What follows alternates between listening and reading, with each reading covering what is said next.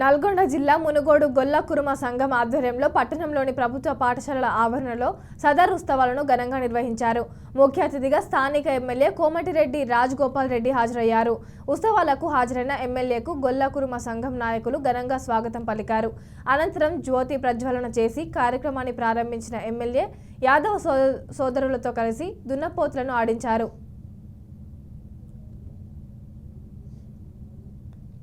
రాజగోపాల్ రెడ్డి ఎప్పుడైనా సరే ధర్మం వైపు న్యాయం వైపు ఉంటాడు.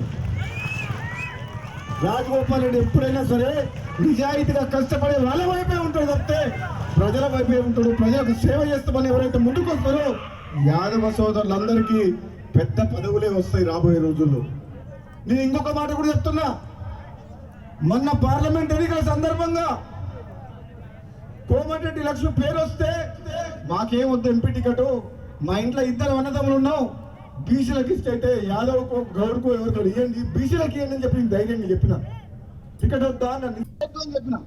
అంటే నిర్మమాటంగా అన్ని కులాలని రాజకీయ పరంగా రాజగోపాల్ రెడ్డి ఎప్పుడైనా సరే ధర్మం వైపు న్యాయం వైపు